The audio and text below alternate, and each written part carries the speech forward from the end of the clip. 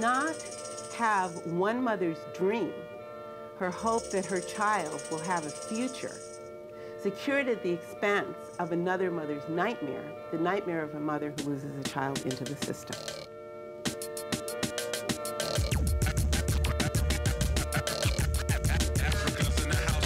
It is clear to me that incarceration will be the civil rights and human rights issue of the 21st century.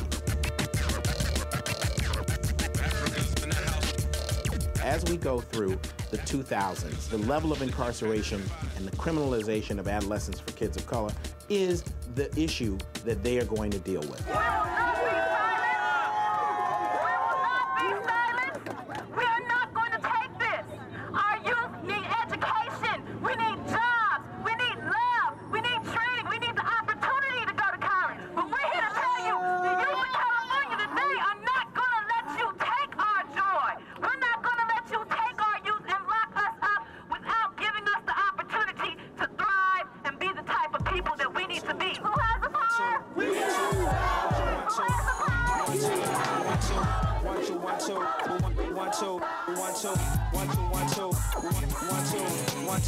Think about those kind of questions, so when we're talking about how we can stop this incarceration, we're looking at some of the root causes.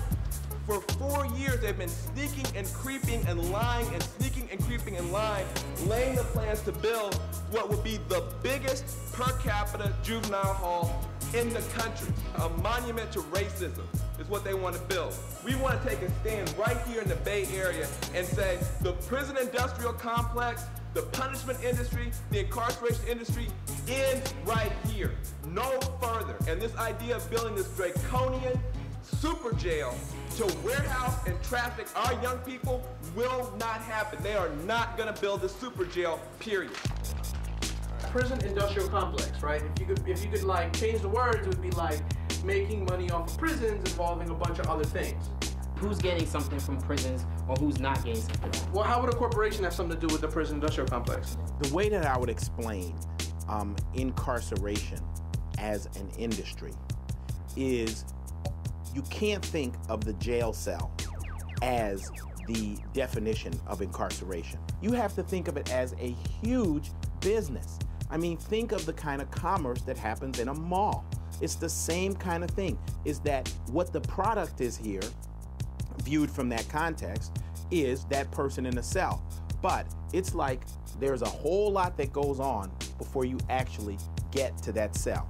Construction and the trucking to bring things in, jobs, all the technologies that's there, the cameras, walking in, the gates, the paint, the electricity bills, the air conditioning, the food. I mean, everything there is a gigantic business. And what the prison industrial complex is saying is that these are jobs, this is commerce, this is a mini economy, and in California, it's a macro economy.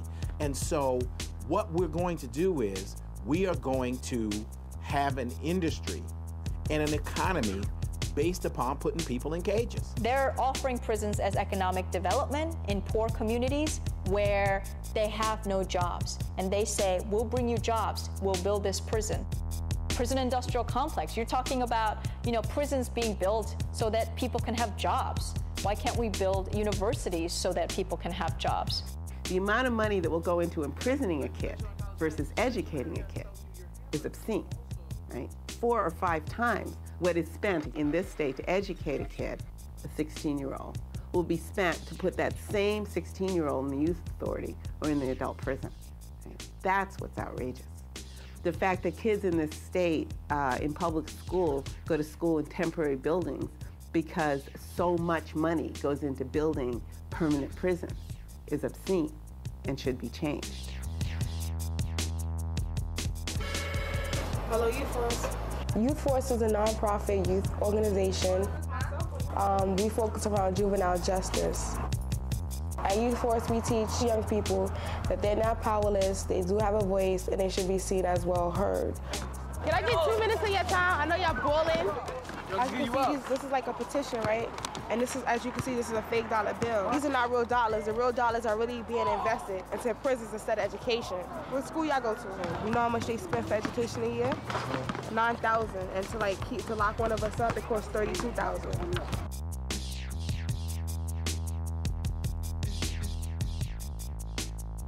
Our educational system is totally lacking.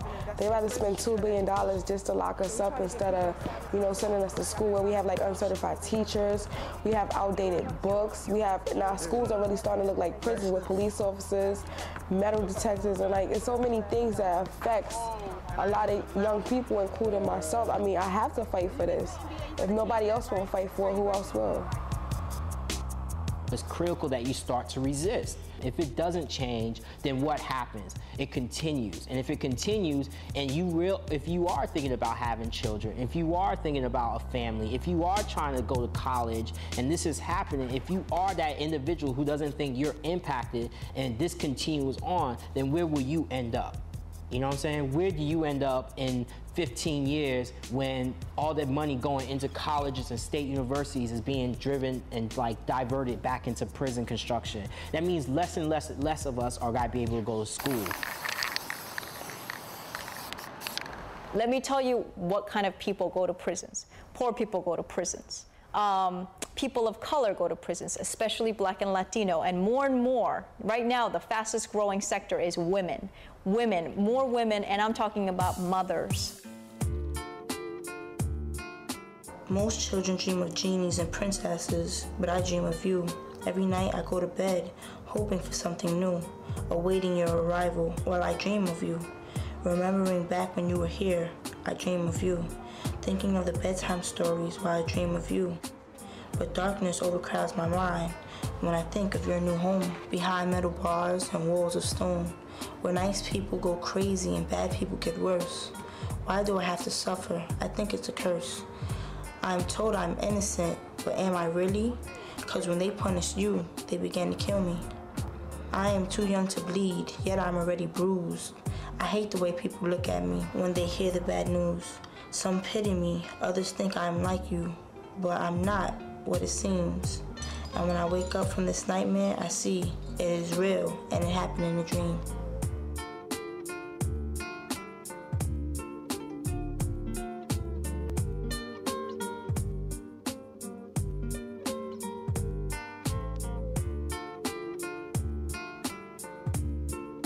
Why should you go through Mission Impossible in order to see your parents? It shouldn't be like that. It's as far as my opinion, I think your parents should be within the reach of a phone call or hand, but not as far as they put them. That's what I think.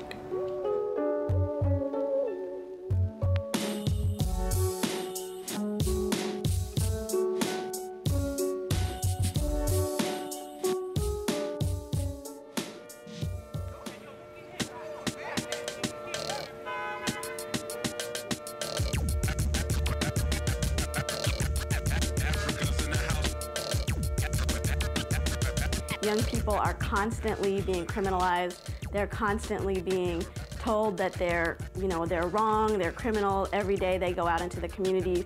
They're stopped simply because they're young, simply because of the color of their skin, simply because they're poor. And stopped, harassed, humiliated by police officers, put through a system that cares nothing about their futures. Over the last decade, there's been a 68% decline in youth homicides, but 62% of the public think youth homicides are going up. Kids account for about 15% of all violent crimes, but 60% of the public thinks kids account for most violent crime nowadays. So what that means is that you have a public that's not just sort of slightly misinformed about what's going on with its young people, but it's profoundly, exponentially misinformed because this consistent misimpression is foisted upon most of the public by the media, and the public has very little context in which to judge other than watching the evening news. This is a society that does not like teenagers and likes to keep them at arm's length.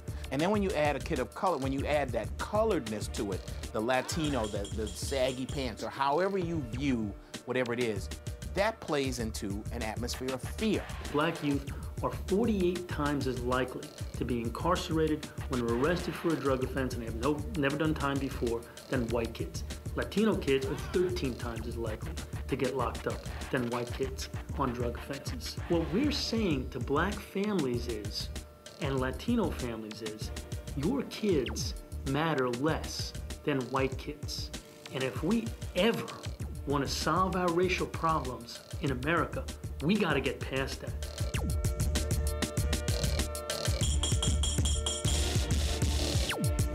We've been taking testimony from young people from throughout the state of New Jersey who have spent time in youth detention facilities. I know that I was unprepared for some of the reactions that I received from the youngsters as I would talk to them, asking them their questions. Several broke down in tears. Several were so afraid that they asked me not to use their names because they were afraid of retaliation from guards or from authorities at the juvenile detention facilities. They described being held in isolation. They described being beaten. They described being hungry. They described being used sexually, seeing others used sexually. They described smells and sounds that no adult, let alone any child, should have to endure. Young people are enduring 4-point restraints, 5-point restraints. They are enduring extended isolation. They are enduring the use of devices of torture such as stun belts, stun guns, restraint chairs, all sorts of treatment that's highly inappropriate for anyone, let alone children, all in the name of law enforcement. As they speak, it sounded to me like it was the adults around them who were the ones breaking all sorts of laws, including the most basic human rights laws.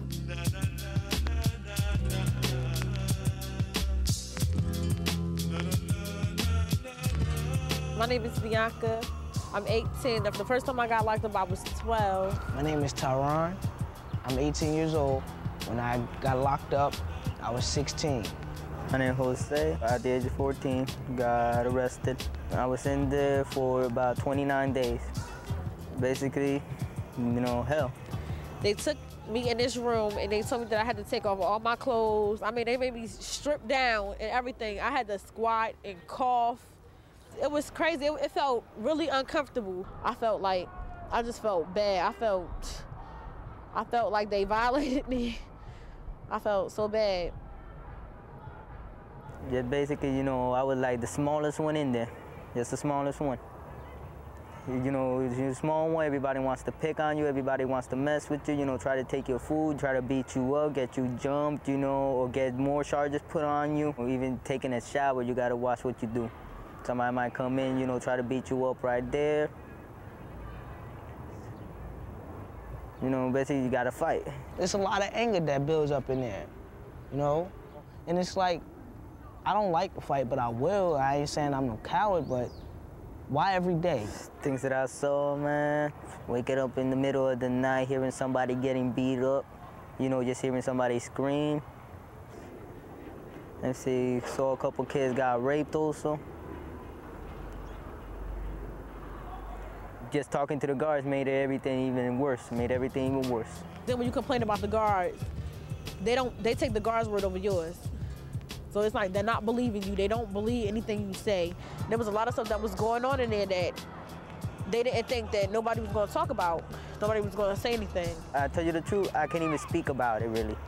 I could only tell you certain things. Most of the things experiences that I had in there, I can't even bring them up right now. It's just, painful to even think about them. I learned how to survive, basically. Do something stupid, you get locked up, come back out, you're gonna get locked up again. That's what I said, I was a menace to society. Society is like, he's not gonna make it. That black boy is not gonna make it because he doesn't think like us. They're animals. They treat me like an animal, and I'm not. I can remember walking from the prison gates October 22nd, 1981. and I was crying, and everybody thought I was happy. And what I could think about is what I had done when I was in prison and what had been done to me. And I was sad. My homeboy said, "Don't forget me." I ain't never forgot. My name is Dorsey Nunn, and God, I'm the brother in the community that reads the report. You know, so when they talk about, you know, black people being locked up in extraordinary numbers, I read the report. Then it becomes my responsibility to convey what I read to other people in my community. We had the war on crime, we had the war on drugs, we had the war on youth, all of those having particular impact in poor communities and communities of color. And in order for us to move forward and stop law enforcement from raiding our community, taking our people away, we have to have a healing process.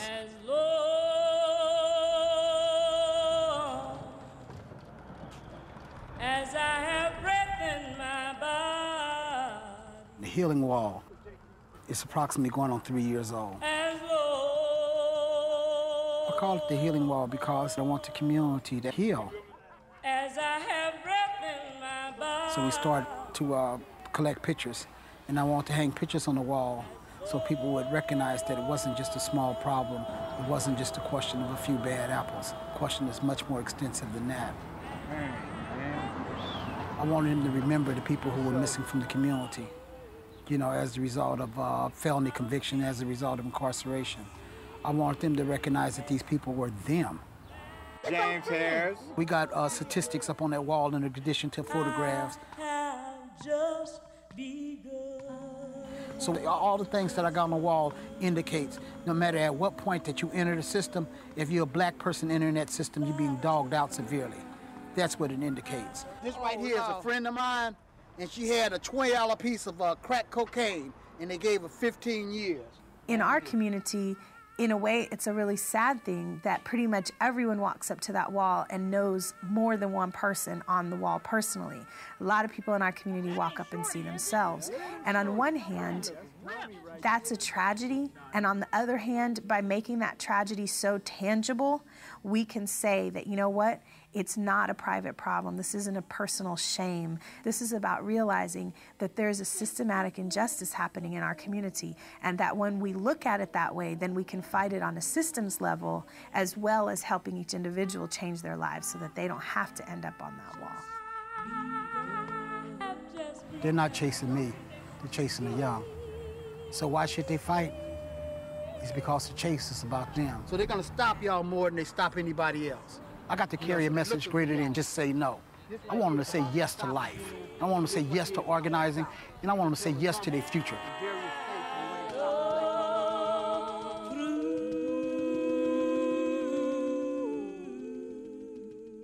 If we don't come out here and do this, nobody will. 1, 2, 1, 2, 1, 2, 1, 2.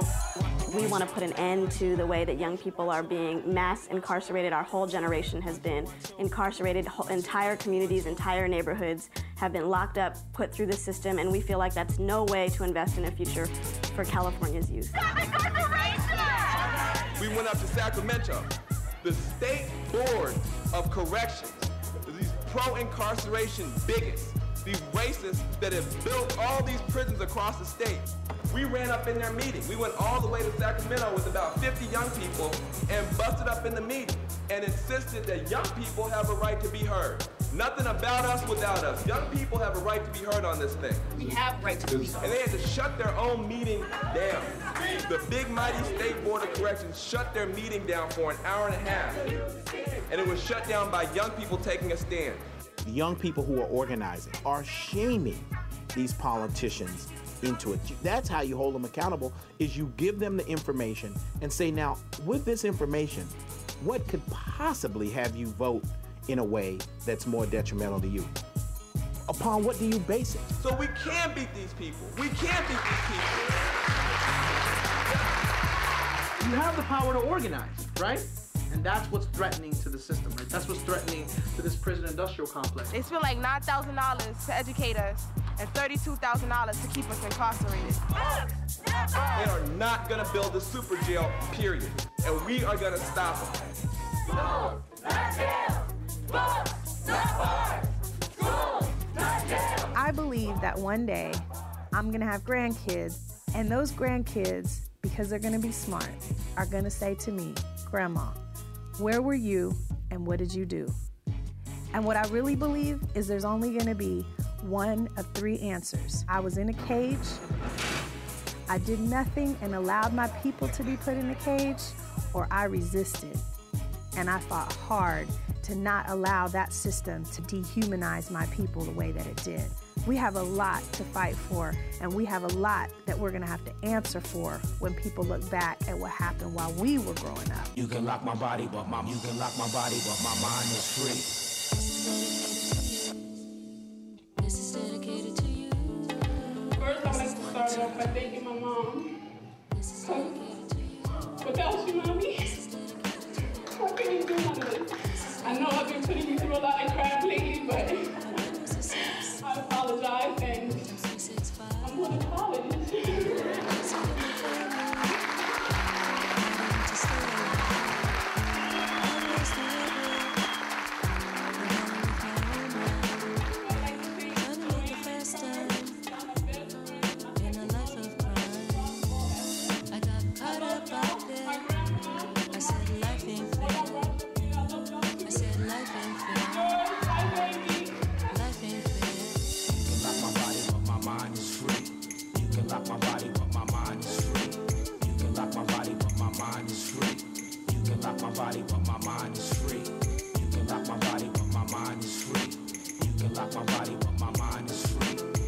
One time, one line for my head's doing time.